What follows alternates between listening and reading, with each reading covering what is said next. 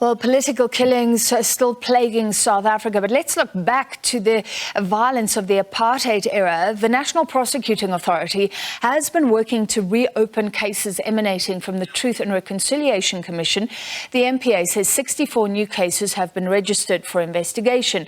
25 prosecutors and 40 investigators have been appointed in the various divisions to deal specifically with TRC matters. And now it's appointed Advocate Dumisa Ntsebeza to review its measures to deal with and prosecute these cases. The Ahmed Kathrada Foundation has welcomed the move. There can't be reconciliation without justice.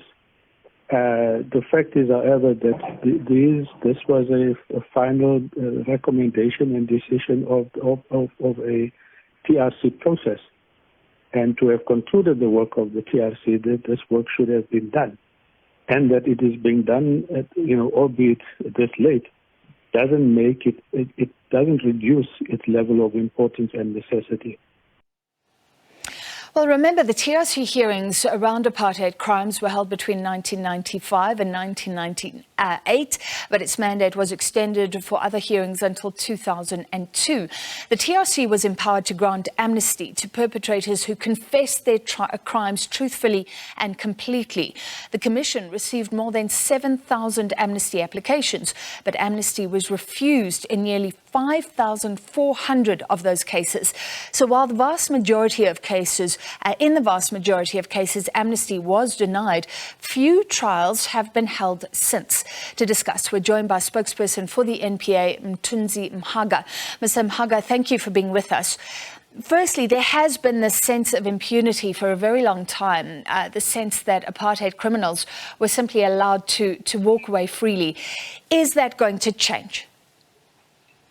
It's definitely and hopefully going to change given the measures that we've put in place in terms of capacity and prioritizing these cases and not centralizing them at the national office in each division on the provinces. These matters will be handled by the prosecutors that you have indicated when you were outlining the capacity earlier on, because there's a special portfolio that is now dealing with these cases, unlike in the past. All right, so you're reopening cases, but what is this extra process happening whereby Dumisa Ntsebeza, senior counsel, is looking at measures that are in place to deal with these cases? Explain his mandate. The brief is very simple. There's a remark that was made in the Rodriguez judgment, which appeared in the South Gauteng High Court and the Supreme Court of Appeal. The remark was the fact that there should be checks and balances that ensure that there's no political interference that recurs in prosecution or dealing with the TRC cases. Now, we have put in these measures to ensure that the matters are prioritized, matters are dealt with swiftly. We want to therefore ask Council to review these measures that we put in place, assess them and make a determination if they are adequately addressing the concerns raised in that judgment. If not, then you should make recommendations to strengthen the measures. If they are adequate, then we will be welcome. All right, so he's not looking back at political interference in the past. He's just making sure that when these cases go to court, everything is above board and the NPA has ensured there's no political interference now. He has to ensure that in the review process, whatever measures we've put in place, these cases will be dealt with without any interference from the executive or any outsider. We decided on an independent external person because we don't want to be accused of any wrongdoing whatsoever as the NPA. Hence, we asked for an independent, experienced counsel who has handled TRC cases before, given the fact that he was a lead investigator of the TRC with the late Desmond Tutu at the time. So we thought that his expertise would come in handy in ensuring that whatever measures we have will ensure that the matters are dealt with priority and swiftly. All right, and just for full understanding, so he won't touch the actual cases. He won't be involved in looking at any of the TRC cases. He's just looking at how the NPA prosecutors are behaving around those cases, in dealing with those cases. That is certainly the brief that we've given him, because he doesn't have to prosecute cases, doesn't have to review the cases themselves, specific cases, but he has to review what we've put in place as the NPA to ensure that the matters are prioritized, to ensure that there's capacity, there's resources that are channeled towards these cases, and the manner in which the National Prosecuting Authority machinery is handling the matters. Yeah. Talking about political interference, I mean, at the time when he was president, Thabo Mbeki wanted an extra pardon system.